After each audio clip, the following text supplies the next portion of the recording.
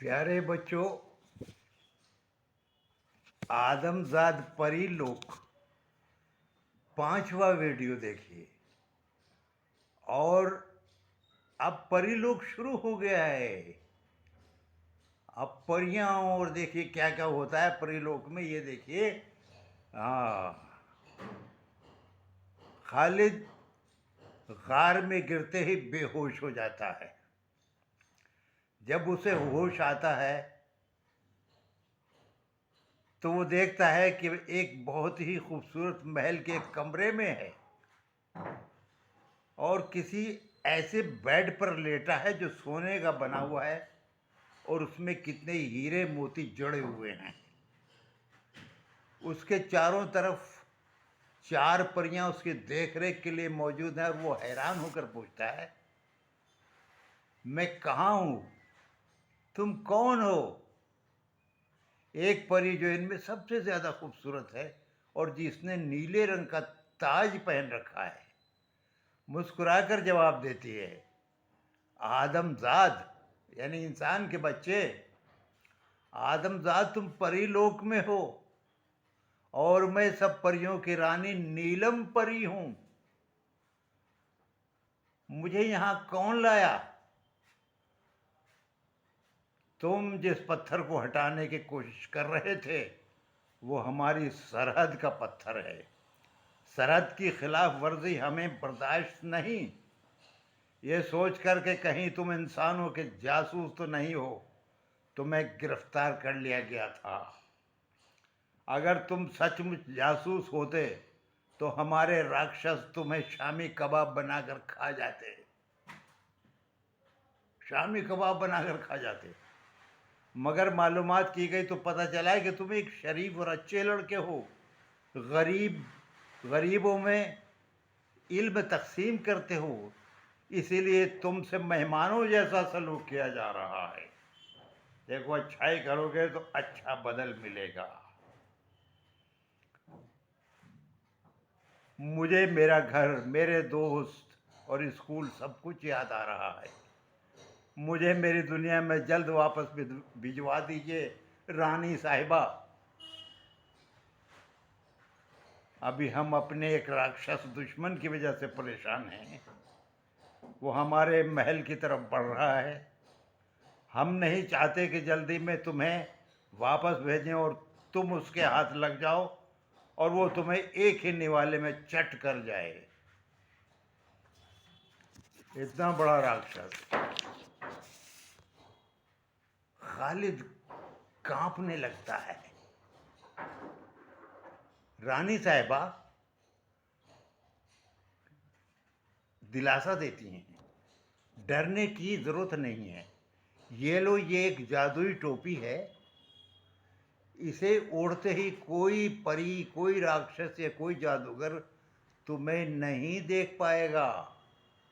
और जब तुम ये टोपी तुम्हारे पास और जब तक ये टोपी तुम्हारे पास रहेगी, तुम्हें अपनी दुनिया की कोई याद नहीं सताएगी। ये भी बात है। तुम्हें ऐसा लगेगा कि तुम इस परी लोक के रहने वाले हो। और हाँ, एक बात और समझ लो कि इस टोपी को ओढ़कर बोलना मना है। जब भी तुम कुछ बोलोगे, जलते बुझते जुगनू की तरह सब कुछ दिखाई देगा और तुम भी नजर आने लगोगे। रानी साहिबा, जब मैं धूप में निकलूंगा तो मेरा साया तो जमीन पर पड़ेगा। इससे तो दुश्मन मुझे पहचान लेगा। इस टोपी में इस टोपी में तुमसे तुम्हारा साया भी छीन लेने की शक्ति है।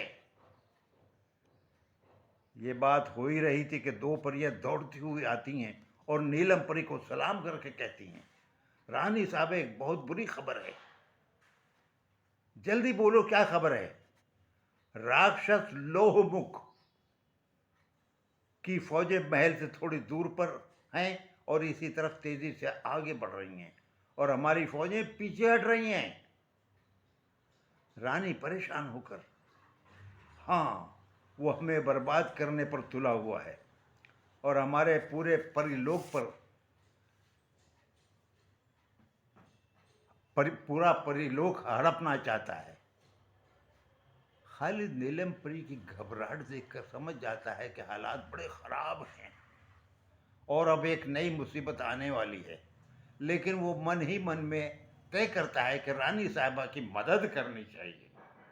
भाई, मदद करने की तो आदत है उसकी, यहाँ इसीलिए फंसा है कि बकरी वाले बच्चे की मदद करने के लिए आया था, इसी चक्कर में यहाँ फंस गया। तो मन ही मन में तय करता है कि रानी साहबा की मदद करनी चाहिए। वो रानी से कहता है, आप घबराएं नहीं, मैं आपके साथ हूँ, बताइए मैं आपके किस काम आ सकता हूँ।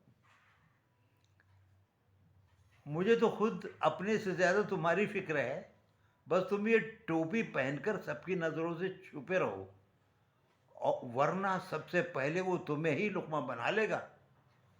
अगरचे ये सुनकर खालिद अंदर ही अंदर कांप जाता है, लेकिन वो अपनी घबराहट छुपाकर कहता है, आप मेरी फिक्र ना करें।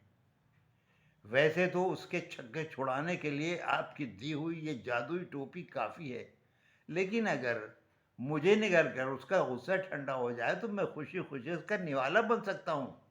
आप ज़रा उसका हुलिया बता दीजिए, कैसा है, क्या है। तो सुनो, लोहमुख का सर इतना मजबूत है कि अगर वो किसी बड़े पत्थर पर अपना सर हल्के से भी पटक दे तो पत्थर शीशे की तरह चूर चूर हो जाए।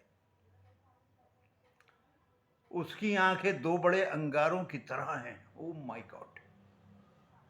जब वो किसी को गुस्से से घूरता है तो उनमें से आग की लपटें निकलने लगती हैं आंखों में से। अरे बाबा! और जो भी सामने आ जाए उसे झुलस देती हैं।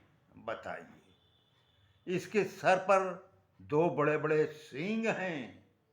भाई, राक्षस है, सींग होने से सर पे, इसके सर पे दो बड़े बड़े सींग हैं, जिनको अगर वो दीवार में गड़ा देता है तो रोशनदान बन जाते हैं। दीवार में रोशनदान बनाने के लिए वो सींग से काम कर सकता है। इसके सामने के दांत इतने बड़े और मजबूत हैं कि वो उन्हें ऊंची पहाड़ों में गड़ा देता है और लटके लटके सो जाता है। दांतों की मदद से सो जाता है। ऊंची चट्टान में दांत गड़ा दिया और अपने सो रहे हैं आराम से। बोलो, उसके सामने तुम मेरी क्या मदद करोगे? खालिद चुप रह जाता है और उसकी बढ़ती हुई घबराहट दिखाई देने लगती है। एक परी उसकी घबराहट का अंदाज़ा लगाकर चुटकी लेती है, मज़ा लेती है। रानी साहिबा, अगर महल के दरवाजे पर लोहमुख का इस्तकबाल किया जाए और नाश्ते में इस इंसान को परोस दिया जाए तो उसका गुस्सा ठंडा पड़ सकता है और वो ज़्यादा बर्बादी करने से बाज आ जाएगा। नीलम परी एकदम खफा हो जाती है। हमें ऐसी सलाह देने की ज़रूरत नहीं, यह इंसान हमारा मेहमान है। हम अपने मेहमान को अपने बचाव के लिए मौत के मुंह में नहीं झोंक सकते। तभी एक परी दौड़ती हुई आती है। रानी साहबा, रानी साहबा, कहो क्या बात है?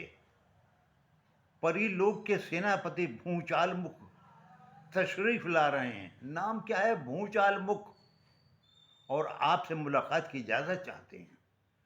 नीलम परी खालिद के हाथ से लेकर जादुई टोपी उसके सर पर रख देती है और वो नज़रों से ओझल हो जाता है। देखो लड़के, तुम्हें अब कोई नहीं देख सकता, लेकिन अगर तुमने बोलने की कोशिश की, जब तुम्हारी आवाज़ निकलेगी तो तुम नज़र आओगे। मैंने पहले ही बता दिया है। चुप होते ही तुम फिर गायब हो जाओगे, इसलिए बोलने की कोशिश न करना। हम नहीं चाहते कि भूचाल मुख को तुम एक पल के लिए भी दिखाई दो। खालिद चुप रहने में ही खैरियत समझता है और रानी की इजाज़त से जैसे भूचाल मुख अंदर दाखिल होता है, वैसे ही सब चीज़ें झटका सा खाकर हिलने लगती हैं। नाम ही भूचाल मुख है, हिलने लगती हैं। खालिद को भी लगता है जैसे इसके पैर तले से ज़मीन खिसक रही हो। जब भूचाल मुख रानी के सामने आधा बजाकर खामोश खड़ा हो जाता है, सब चीज़ें शांत हो जाती हैं, जैसे भूचाल आकर, भूकंप आकर रुक गया हो, है ना। नीलम परी भूचाल मुख से कहती है, क्यों सेनापति भूचाल जी, आपकी ताकत को क्या हुआ? आप तो कहा करते थे कि लोह मुख ने परी लोक की तरफ नजर भी उठाए तो उसकी आंखें फोड़ कर रख देंगे। रानी साहिबा, मैं बहुत शर्मिंदा हूँ और दुखी भी कि उसके सामने ठहर नहीं पा रहा हूँ। अब आप देखिए, लोह मुख से भी कितना ताकतवर है। सेनापति कह रहा है कि महारानी, मैं ठहर नहीं पा रहा हूँ उसके सामने, वो मुझसे भी ज्यादा शक्तिशाली है। और यही बुरी खबर हम तक पहुंचाने के लिए तुम यहाँ आए हो। भूचाल मुख सर झुका लेता है। चले जाओ और मुझे ही कुछ सोचने दो। सेनापति सिर लटकाए हुए चला जाता है और नीलम परी बड़ी मायूसी के साथ अपनी परियों की तरफ देखकर कहती है, आप भी जाएं, मैं कुछ देर तन्हा रहना चाहती हूँ। सब परियां सलाम करके चली जाती हैं। खालिद टोपी उतार कर उसे हाथ में लेकर कुछ सोचता है, मगर उससे पहले कि वो कुछ कहे, रानी बोल उठती है, आदमजाद, हमारे साथ तुम्हारी जान भी खतरे में है। हम नहीं चाहते कि तुम पर कोई आँच आए। अच्छा यही होगा तुम हमारी सरहदों से पार निकल जाओ, हम इसका इंतजाम किए देते हैं। खालिद, परियों की रानी, मैं एक छोटी उम्र का लड़का जरूर हूं, मगर अब इस तरह आपको मुसीबत में छोड़कर नहीं जाऊंगा। अब मेरा इरादा बदल गया है। रानी, देखो, जिद मत करो। इस मुसीबत में तुम हमारी कोई मदद नहीं कर सकते, बल्कि तुम्हें यहाँ देखकर हमारे वफादार भी हमसे नाराज हो जाएंगे, क्योंकि परीलोक में तुम्हारी दुनिया के बारे में अच्छी राय नहीं है। तुम लोग मजहब और जात पात के नाम पर खून खराबा करते हो। बात तो सच है। एक दूसरे के घर को जलाते हो, घरों को गिरा देते हो। तुम लोग पैसे के लालच में अपनी इज्जत को भी कुछ नहीं समझते। तुम्हारे यहाँ लालच, झूठ, धोखा और बेईमानी आम है, और परीलोक वाले इन बातों को बिल्कुल पसंद नहीं करते। भाई, बातें तो उसने खरी खरी कही हैं, ये तो सब चल ही रहा है। यहाँ नफरत भी है, यहाँ दुश्मनी भी है, हसद भी है, और तकब्बुर यानी घमंड भी है। ये सारी तो बीमारियां हैं एक तरह की। ये रोग लगा रखा है लोगों ने अपने दिल को और दिमाग को। धोखा और बेईमानी आम है, पर ये लोग वाले इन बातों को बिल्कुल पसंद नहीं करते। खालिद, मगर रानी साहिबा, मैं वो बच्चा नहीं जो इन बुराइयों को पसंद करूं। मैं उन बुराइयों से लड़ना चाहता हूं, मुसीबत में दूसरों की मदद करना चाहता हूं। आप मुझ पर भरोसा करें, मैं इस जादुई टोपी की मदद से लोहमुख के छक्के छुड़ा दूंगा। मगर कैसे? आप ये सब मुझ पर छोड़ दें। अच्छा ठीक है, लेकिन होशियार रहना, मैं तुम्हें कुछ काम की बातें बता दूं। लोहमुख के ठिकाने के बारे में रानी खालिद को बहुत सी बातें बताती है, रास्ते की मालूमात देती है, और चलते चलते खालिद को एक मंत्र याद दिलाती है, बिलबिलाओ, पिलपिलाओ, चिलबिलाओ। ये एक मंत्र है। इन लफ्जों को एक साथ बोलते ही नीलम परी का सबसे वफादार राक्षस हाजिर हो जाता है। उसका नाम गिलगिलाऊ है, और उसकी ये खूबी है कि अपने जिस्म को हाथी के बराबर बड़ा कर लेता है, बड़ा कर सकता है, और चाहे तो खुद को इतना छोटा कर सकता है कि चाय की प्याली में समा जाए। खालिद रानी साहिबा को सलाम करके अपनी मंजिल की तरफ बढ़ जाता है। इसकी अगली किस्त फिर किसी दिन। ठीक है बच्चों, मज़ा आ रहा है ना?